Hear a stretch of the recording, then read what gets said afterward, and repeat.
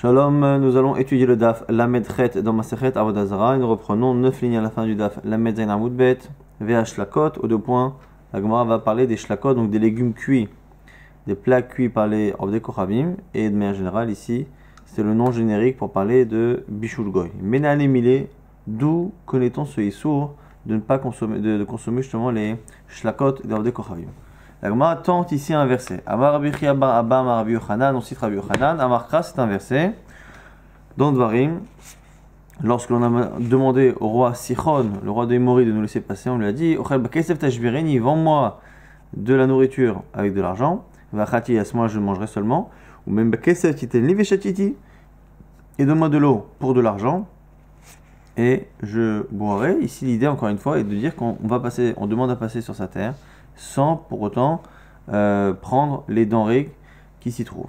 Alors pourquoi on a parlé de l'eau et des aliments juste à côté? Pour dire qu'amaïm, que l'un et l'autre ne peuvent être mangés que s'ils se ressemblent, c'est-à-dire mamaïm shelonishhtanu afochel shelonishtana. De la même manière que l'eau est vue telle qu'elle, sans qu'il y ait de changement au préalable, eh bien, si on avait dû manger la nourriture des gens de là-bas de Émori, de Sichon, il aurait fallu que ce soit aussi neutre de tout changement que l'eau. Et là, selon toi, on n'a pas le droit de manger même des céréales qui sont grillées. Puisque ça a changé. Si tu me dis que oui, effectivement, on n'a pas le droit, c'est faux. Il y a une braïta qui dit des graines de blé qui ont été rendues klayot, qui ont été grillées par un non-juif. C'est mouta.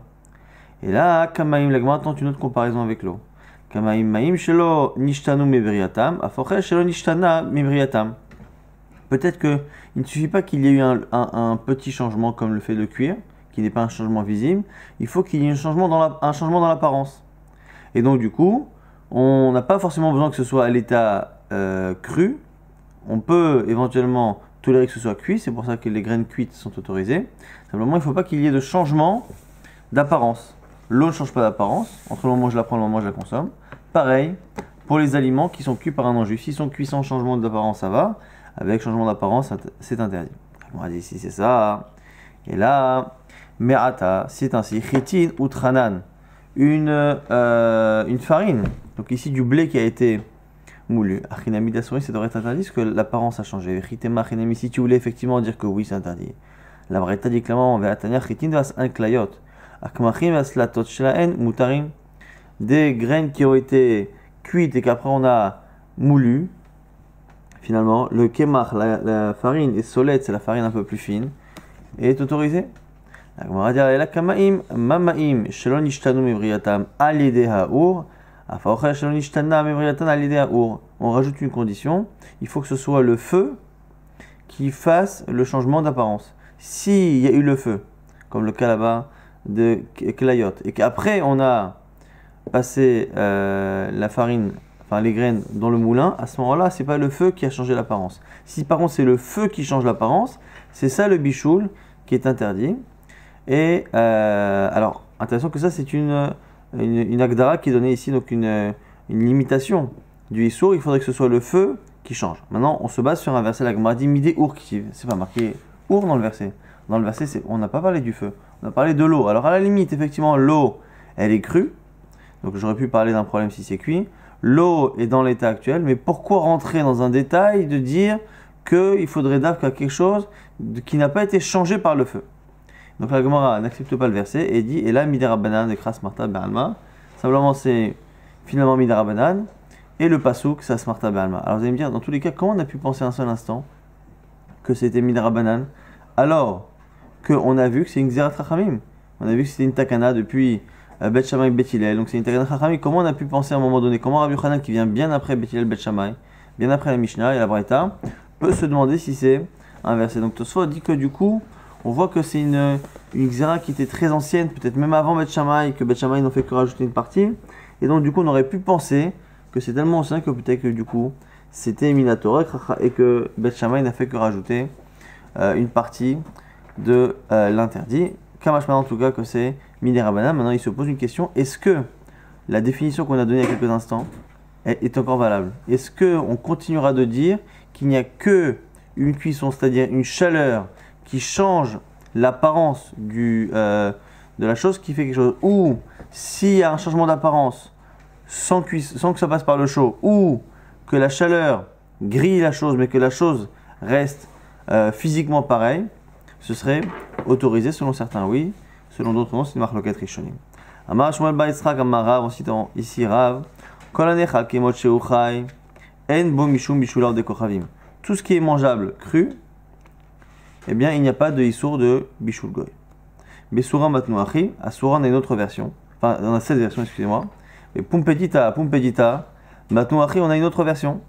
Amar Shmuel bar Yitzchak Amar Rav, au nom de Rav, Kol shelon echal kol ashchal melachim, les lapettes beaux et tapat, tout ce qui n'est pas posé sur une table de roi, donc une table, on va dire une table, une belle table, quoi, une table de fête.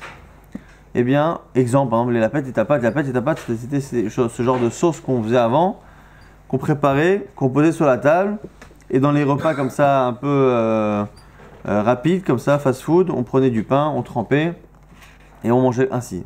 Ça, c'est l'exemple type de ce qui n'est pas relâche au melachim. En bo mishum bishulé of de kochavim, il n'y a pas de issour de bishul goy. La Gemara dit maï benayou. Quels sont les cas qui peuvent être dans une catégorie sans être dans l'autre? La Gemara dit dagim tanim va ard vedaïsa. Dagim tanim sont des petits poissons. Ard, ce sont des sortes de truffes de champignons. Vedaïsa, daïsa, un plat qui est fait avec des céréales qui sont écrasées mais pas complètement moulues. Ces choses-là ne sont pas mangeables crus. Et donc on pourrait penser qu'il y a bishul goy sur la première logique, mais comme ça ne monte pas sur une table de roi, c'est par là shral melachim, ça devrait être autorisé. Intéressant qu'après dans les rishonim, on se demande combien de conditions il faut. Tosfot, par exemple, Tosfot dit qu'à partir du moment où c'est une halakha des Rabbanan qu'on a cité, eh bien avec des Rabbanan, on va selon la vie le plus cool, et du coup, comme on a deux versions de ce qui peut autoriser un aliment, si il y a une des deux conditions qui est là, c'est-à-dire que l'aliment est mangeable cru, même si il va sur la table d'un roi, comme il est mangeable cru, c'est bon. C'est une version.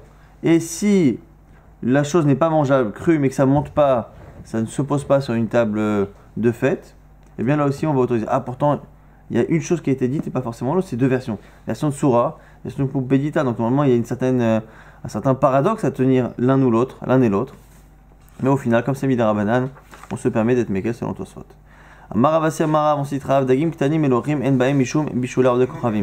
Des petits poissons salés, il n'y a pas de issour de bishul goy. On nous dit ici que si ça a été cuit par un envel kochavim, on peut l'utiliser comme eruv tafshilin, comme plat qui permet de faire le eruv tafshilin. Si par contre, le kochavim a fait kassa de arsena avec, kassa de arsena c'est qu'on prend le gras du poisson et on fait des sortes de beignets avec. On prend de la farine et avec ça on fait une sorte de friture de beignet. C'est assour, la Gemara dit, c'est pshita, c'est évident, c'est un beignet. La Gemara dit non, maoud et tema, arsena ekar, kamash malan, kimcha ekar. Non, je veux dire quelque chose, tu aurais pu penser qu'au final, l'essentiel c'est un beignet de poisson et que le gras du poisson, la partie grasse, c'est finalement l'essentiel et que, comme en général souvent dans les beignets, c'est-à-dire que la panure n'est qu'accessoire et donc du coup, comme ce poisson-là, j'ai le droit de le faire cuire par un goy, parce que c'est par là je crois melachim, et ben du coup, son beignet également, kamashma que non, puisque c'est que du gras et qu'il n'y a pas réellement de la chair, on considère que ici c'est kimcha car que c'est la farine qui est l'essentiel et donc c'est une cuisson de farine faite par un akum. Amara verona mara, on cite encore Rav, avec kochavim chez ici teta agam, un avec kochavim aussi c'est théorique, qui a mis le feu comme ça à un champ. Eh bien, on dit là-bas que kol hagavim, toutes les sauterelles qu'il y a là-bas, chez bagam asurim, elles sont interdites. Donc il a fait une cuisson comme ça. Il va dire hidame. Quel est le cas? Il m'a dit eta orve etame ma'iria. Si c'est un safek, c'est un problème de Touma, c'est qu'on ne sait pas quelles sont les sauterelles autorisées, pas autorisées, on n'a pas vérifié avant, donc du coup on a tout brûlé, on ne sait pas lesquelles on peut manger. Alors il m'a dit pourquoi m'avoir cité un cas avec un non-juif? Le problème il est valable avec un juif, c'est pas un problème de bishul goy, même si le juif a cuit quelque chose et avant qu'on cuise on ne sait pas si ce qui est dedans est kasher pas kasher, on a un problème. Felo Israël Nami, même si c'est un juif. Et la Mishul Bishul de Kochavim, c'est forcément un problème de Bishul Goy. Karigam Nami Asir, ah, quoi, Bishul Goy? Mais Bishul Goy, ça ne marche que si le Goy a l'intention de cuire, mais là il a l'intention de brûler le champ, de brûler les mauvaises herbes. Karigam Nami Asir, comment ça peut être assour? On a dit Rabchanan Bar Ami, Amar Rabbi Penat, Amar Rabbi Yochanan, on cite une halakha au nom de Rabbi Yochanan qu'on va étudier dans quelques instants. Hayarvel Kochavim de Charir Recha, Sharen et Mechal Mine. Un Goy qui brûle la tête d'une vache. Pour par exemple, je sais pas moi, enlever les poils, les trucs, il la brûle, mais son intention n'est pas de cuire la chair qu'il y a dedans. Eh bien, Sharen et Mechal Mine, on a le droit de la consommer. Afilou Meresh Une, jusqu'à point des oreilles. C'est une expression qu'on retrouve très souvent dans la Gemara quand on veut dire de A à Z dans un animal. On dit toujours très souvent de la queue jusqu'aux oreilles. Achanami de Galoyi Agma, Kamikaven là aussi, quand un type en général brûle comme ça une prairie, c'est parce que il veut se débarrasser des mauvaises herbes et replanter autre chose derrière, mais il n'a pas l'intention de cuire tous les insectes cachers, mangeables qu'il y a dedans. Et donc du coup, on ne comprend pas. Soit c'est un problème de sauterelle interdite, à ce moment-là on n'a pas besoin de parler d'un goy. Soit c'est un problème de bichoul goy, et il ne peut pas avoir de problème de bichoul goy parce qu'il n'y a pas de kavana d'intention. On va dire, alors là, mais non, on revient au premier cas. C'est un cas où on ne sait pas ce qui est taor, ce qui est tamé. Ah, pourquoi on a parlé d'un goy? Simplement l'histoire qui a été utilisée, c'était un goy. Alors c'est intéressant, enfin, c'est assez étrange parce que normalement, quand c'est ça, on dit ma'ase b. C'est l'histoire de. Mais là, on ne dit pas ça. Amar Averuna Amarav, Rovei Kochavim Sheitzit. La lachon ici de Rav semble être un lachon qui est théorique. Et même si à l'origine, il a donné cette halakha parce qu'une histoire est arrivée, quand après, les rabbanim en général reformuler les halachot, il est reformulé de telle sorte à ce que les mots puissent être médouillaques et qu'on ne peut pas dire à chaque fois non, ce détail-là il a dit. Alors j'ai jamais vu une réponse pareille, à part quand on dit vraiment que c'est un ma'asé, ça qu'on précise que c'est une histoire. Jamais j'ai vu dans une halakha citée comme ça par un rave que quand on a un détail qui nous gêne, on dit ouais bon en fait c'est pas un détail important, pas de diouk à faire, simplement là-bas ça s'est passé que c'était tel jour, mais en fait l'avdavka ou que c'est telle personne. Assez étrange comme réponse. De la Gemara, pas le temps d'aller vérifier s'il n'y a pas des Girsaot qui rapportent ça comme étant un ma'asé, une histoire, mais en tout cas, c'est ce que la Gemara ici répond. On reprend Goufa, flashback sur ce qu'a dit Rabbi Yochanan, Amar Rabchanan Bar Ami, Amar Rabbi Penat, Amar Rabbi Yochanan. Hayar Vet Kochavim de Charir Recha, un Vet Kochavim qui est en train de brûler la tête d'un animal pour enlever les poils. Moi j'aurais le droit de consommer la viande cuite. D'ailleurs, on parle du principe évidemment que l'animal a été égorgé. Kada de Kadina Maravina, Ikar, conclusion. Hayavet Kochavim Dejdak Siktale Atuna. En fait, Kochavim qui a mis dans un four, il a mis des bûches, mais pour les assécher. Et ces bûches-là ont servi finalement à faire une cuisson. Les Kavaba Israël Kramekara. Et moi, j'avais mis là-bas une courge, Shapir Damé, je peux la consommer. Donc c'est ici quelqu'un qui met finalement du bois. Son but c'est pas de faire la cuisson de l'aliment, il sait pas. Il sait pas Nagui, voilà, il y a un four qui est allumé. Ok. Moi j'ai mis une courge dedans. Le gars il n'est pas au courant qu'il y a une courge et lui arrive et il rajoute la chaleur pour une raison X ou Y. Je donne un exemple, voilà, un exemple moderne, ce serait voilà, moi j'ai un four, le four est déjà allumé. Et j'ai mis quelque chose dans le fond du four, le gars il ne voit pas, et comme il a froid, il ne veut pas tant que le chauffage se mette en marche, il augmente la chaleur du four et il met comme ça les mains. Et donc c'est lui qui a fait la cuisson, mais il n'a pas l'intention de la faire. Donc c'est mouta, l'agma dit c'est pshita, c'est évident, combien de cas tu vas me ressortir? On a cité le cas de Rabbi Yochanan, c'est le mécor, c'est la source. Maintenant tu peux me faire ça avec une tête de veau, tu peux me faire ça après avec une bûche et une courge, et tu peux me raconter autant d'histoires que tu veux. Maoud était malagma explique quel est le chidouch ici. Les bachoulés mana kamikaven, kamashmal les saroré mana kamikaven. On dit ici que la distinction c'est quoi? C'est qu'il a tout de même l'intention de cuire ici, comment dire, de cuire le bois, c'est-à-dire de le chauffer le bois. Alors que là-bas, dans le cas de la tête de veau qu'il était en train de passer au feu, il n'avait même pas l'intention de cuire la chair. Il avait juste l'intention d'enlever les poils. Là ici, il a quand même l'intention de faire en sorte que la bûche brûle, et donc du coup il est un peu plus près d'une kavana qui peut être interdite, comme Ashman que non. Il faut vraiment qu'il y ait une kavana de cuire l'aliment. De cuire l'objet en question, ça ne pose pas de problème. si un juif a laissé de la viande sur des braises.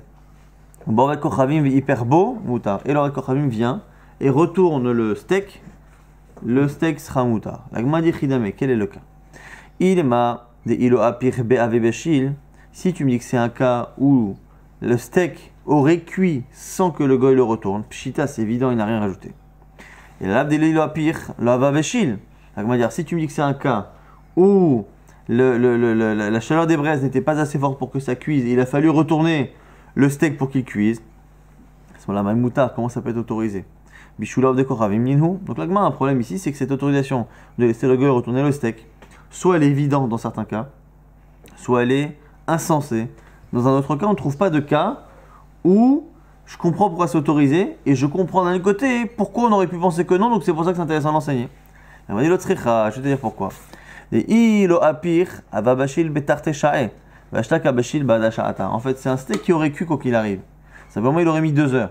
Là, grâce à lui, il va cuire en 1 heure. Et quoi? La question est-ce que le fait de rapprocher la cuisson, ça s'appelle cuire? Tu aurais pu penser que le fait de rapprocher la cuisson, ça s'appelle une cuisson? Kamash malan, que non. L'agma dit Amar, Abiasi Amar Rabbi Yochanan. Pourtant, Rabbi Yochanan dit Kol Sheukim Machal Ben Droussaï. Tout ce qui est Kimachal Ben Droussaï. Machal Ben Droussaï, c'était un voleur. On a retrouvé ça dans Masechet Shabbat à plusieurs reprises. Ben Droussaï était un voleur. Et ce voleur-là, quand il était en fuite, il était tout le temps en fuite du coup, il prenait la viande et la mettait sous la selle du cheval.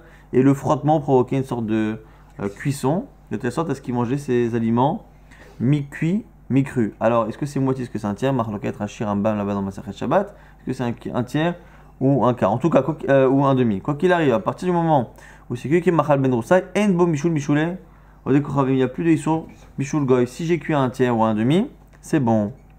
On voit bien par contre que si j'ai laissé sur le feu quelque chose qui n'est pas cuit, qui est cuit à moins d'un tiers, et que le goy le cuit, ça pose un problème.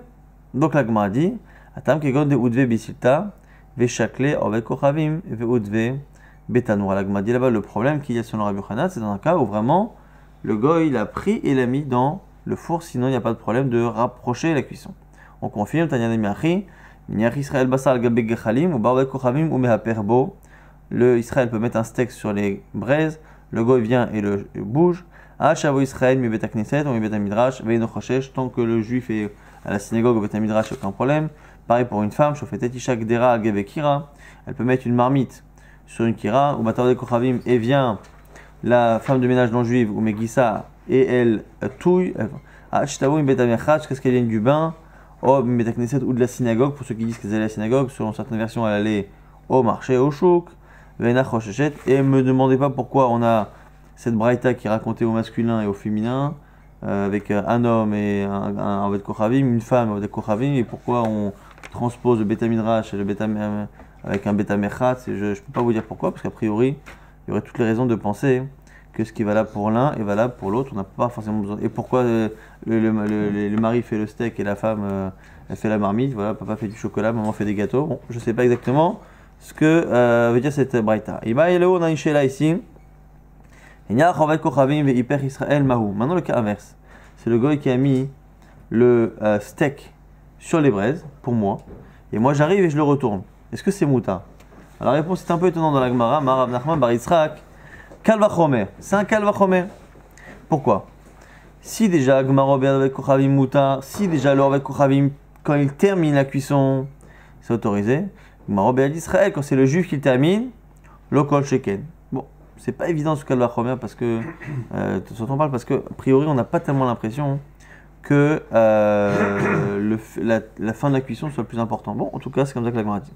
Mon ami, on a aussi autre chose qui dit à Marabi.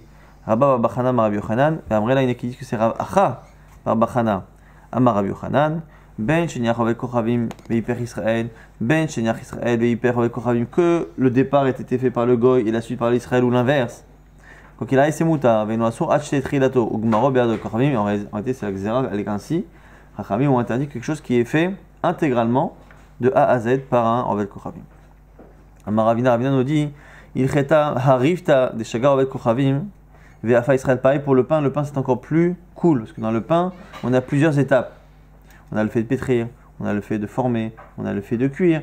Et à partir du moment où une de ces étapes est faite par un juif, c'est bon, là aussi, l'idée est qu'il n'y a de Issour que si c'est fait de A à Z, par avec Kochavim. Donc on nous dit quoi ici?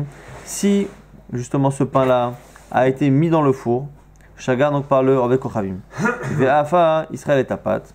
Donc du coup, c'est le goy qui a mis le feu au four, et c'est le juif qui a été au fait qui a mis à l'intérieur.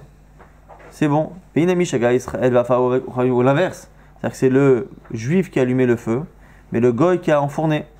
Il a mis aussi dans Chagar avec Kochavim, Ve'afa avec Kochavim, Ve'ata Israël, Ve'chata bachitouye, même si c'est le goy qui a allumé le feu, qui a mis le pain, et le juif ne fait que rajouter quelques brindilles, c'est ce qu'on fait très souvent quand on va allumer une boulangerie, c'est-à-dire que le feu est déjà allumé à la base, et le pain aussi, on ne nous demande pas en général d'enfourner les baguettes. Simplement, on allume, on éteint le four, on rajoute un peu, on change un peu la température, et du coup, c'est ce chitouille-là, ce qu'on appelle kissam, simplement le fait de rajouter un petit peu de chaleur. Ça suffit, il faut juste que le juif, en fait, intervienne d'une manière ou d'une autre. Dag maliach, un poisson maintenant qui est salé, et en fait, il est cuit par le sel. Cheskia charé, Cheskia autorise, Rabbi Yochanan assa. Marloquette ici, elle est liée à quoi? Est-ce que Chachamim, lorsqu'ils ont fait une xéra sur le bichoul goy, à cause de Khatnout, est-ce que cette xéra, elle n'a été faite que par rapport au bichoul qui est fait par la chaleur, ou même au bichoul, on a un principe en général que maliar kérotéar, quelque chose de salé, enfin qui reste dans le sel, c'est une cuisson qui équivaut à une cuisson à sec.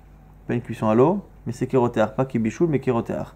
Est-ce que les Chachamim ont fait cette xéra ou pas? On a une marque selon Cheskia, non, selon Rabbi Yochanan, oui.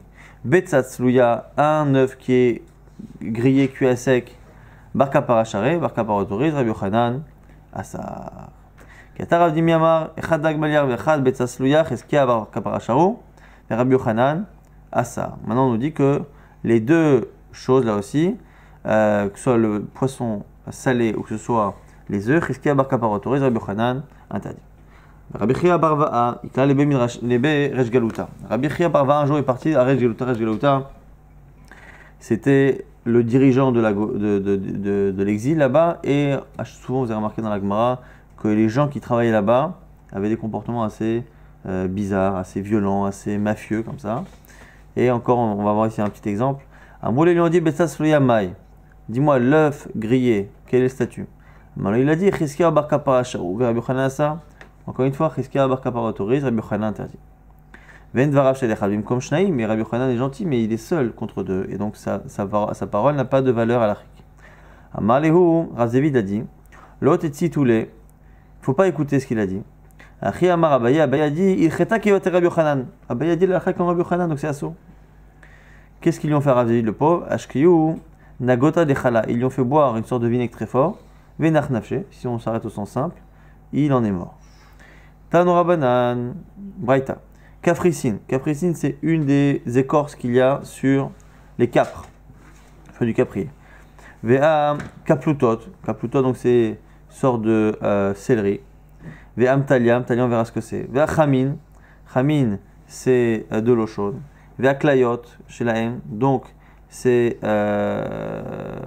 ici des graines aussi qui ont été grillées. Tout ça, c'est moutar, c'est autorisé. Betzatzlouya, asura. Mais un œuf grillé, c'est assour. Shemen l'huile, Rabbi Danassi ou Bedino, Nimno ala veitiru, rappelez-vous que Rabbi Danassi et son Bedin, ils ont fait un compte, un vote, et ils ont autorisé. La Gmaditania, Hemtalia, c'est quoi Hemtalia? C'est Psilia. Et c'est quoi Psilia? Ishiata, c'est Shiata. Alors la Gemara, pour une fois, a l'air d'avoir la même question que nous. Maïshiata, qu'est-ce que c'est ce Shiata qui est censé être la définition de Psila, qui est la même définition de Hemtalia? Amaraba Barbachana Marab Yochanan, on citera Yochanan. Harabaimshin Nafik Ay Oudal Bemitzraim, voici une histoire qui a 40 ans en Égypte. Veraba Barbachana d'idée, Amahashini Shetin Shenin, des Nafik Ay Ouda Bemitzraim. Et qui disent que c'est Rabba Barbachana qui dit que ça s'est passé il y a 60 ans. Bon, vous allez me dire que c'est la même histoire a priori, hein, parce que Rabba Barbachana c'est l'élève de Rabbi Yochanan. Et donc, soit il a dit c'était il y a 60 ans, et il a dit cette phrase-là 20 ans après, que Rabbi Yochanan dit que c'était il y a 40 ans, mais bon, c'est pareil. Vélo pligué, Mar Mishneh, ce que la Gemara dit, chacun parle en fonction de son époque. Très bien. Maïtou, Bizra de Carpessa. On amène du céleri. Ici, Carpas du céleri. Ou Bizra des Kitna. Et on amène des graines de lin. Ou Bizra des Chavlelita. Et des graines de sésame. Mais Taroulehu, Bahade Hadade, mais pas choré. Et on les laisse macérer dans de l'eau tiède. Dans de l'eau tiède. On maïté chatzve chaté. Et on amène après des ustensiles neufs en argile. Ou maloulé ou maya, on met dedans de l'eau. Et taroubé gargishta. Et on met dedans de la boue de la terre. Bekimbe. Et on met dedans après les grains qui ont été laissés pendant quelques temps dans de l'eau tiède. Et on amène ça au merchatz. Merchatz, donc c'était les bains, c'était les sortes de hammam. Adenafku, mais lave-levé. Et le temps qu'on aille au merchatz avec, les graines vont directement faire pousser les fleurs ou les feuilles.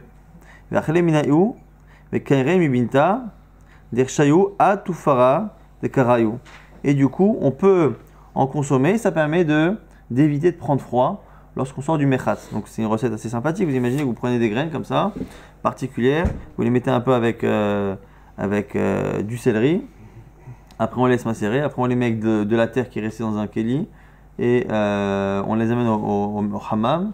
On va se laver pendant 1 heure, 1 heure et demie. On revient, hop, il y a plein de feuilles qui ont poussé et on les mange. Comme ça on n'attrape pas froid. Magnifique. Amar Ravashi trouve ça un peu bizarre. C'est intéressant, c'est un peu bizarre.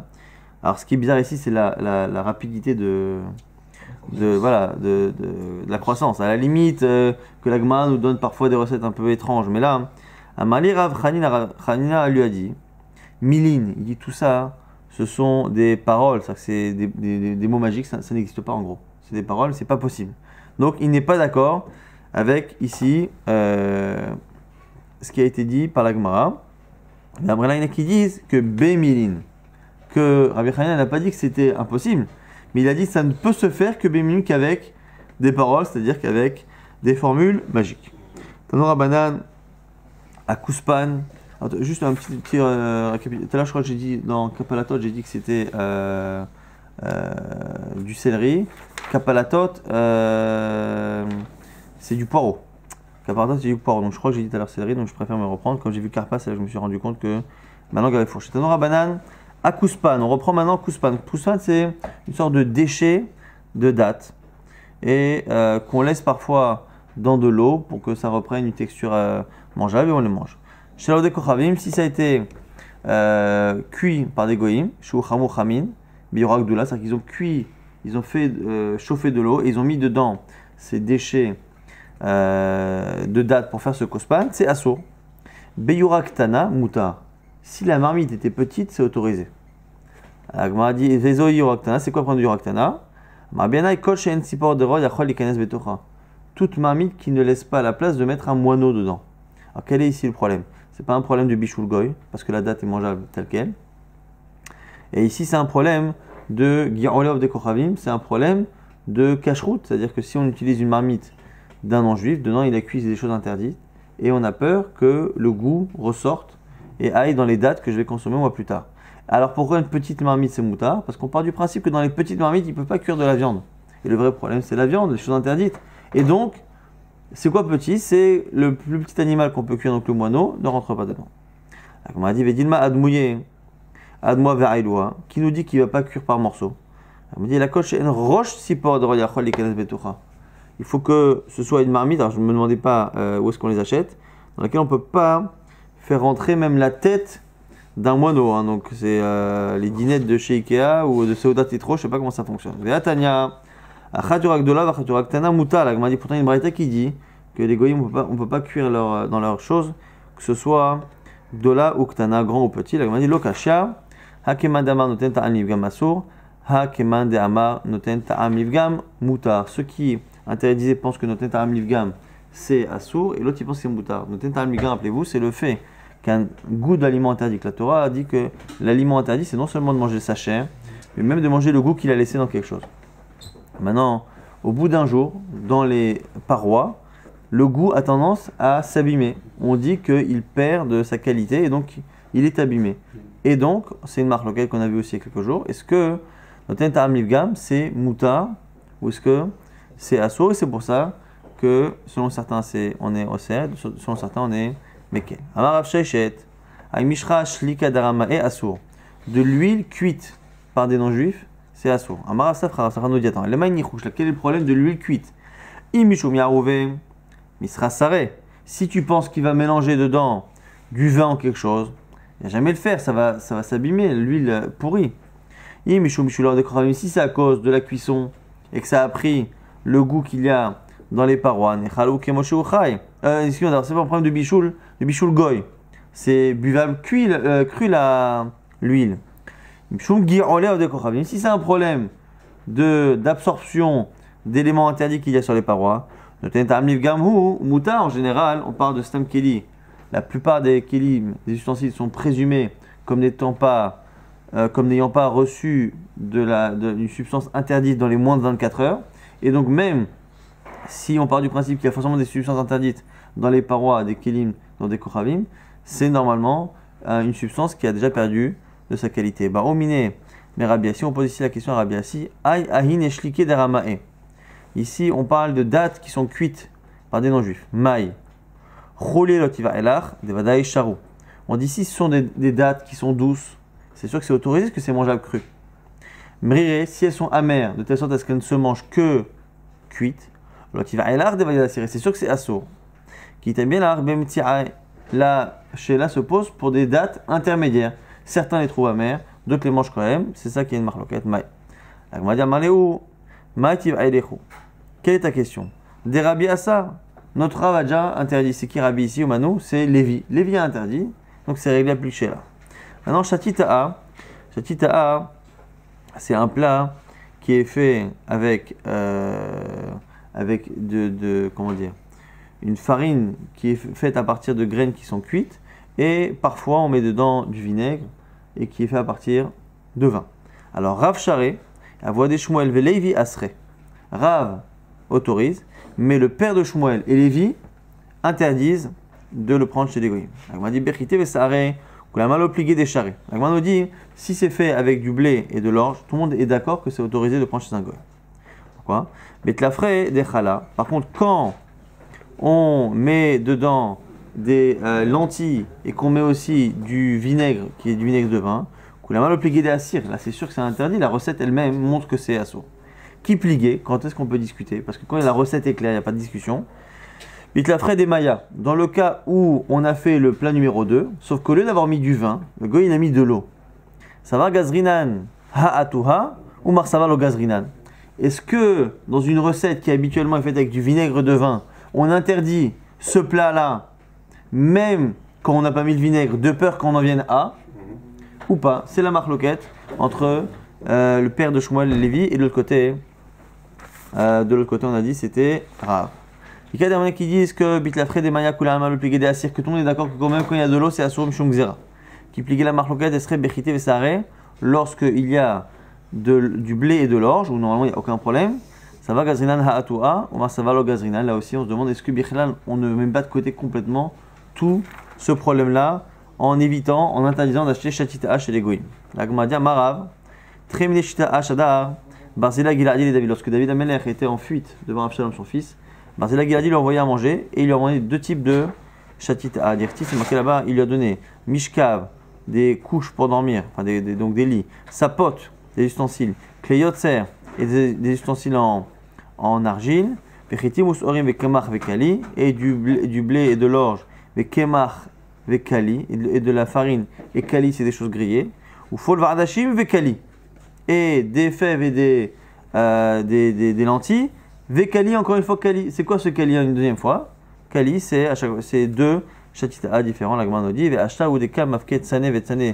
Maintenant qu'un ardea on voit que les juifs achètent des quantités énormes par caisse et par entière de Shatita'a, tu vois que Veli Dechaeshlea de Avoua des Shmuel Velevi, que plus personne n'a peur de la Xéra du père de Shmuel et de Lévi, qu'elle soit selon la première version ou la seconde. C'est-à-dire que est-ce qu'ils sont gozer que le Shatita'a des Palchés là-bas, où en général on met du vinaigre mais que là il y a de l'eau, de peur qu'on vienne de l'un à l'autre, ou est-ce que même quand c'est la version normalement on met que du blé et de l'orge, est-ce qu'on exagère quoi qu'il arrive? On voit au comportement des Juifs que plus personne ne fait attention à cet éventuel xéra ou cet avis en tout cas du pas de Shmuel et de Lévi.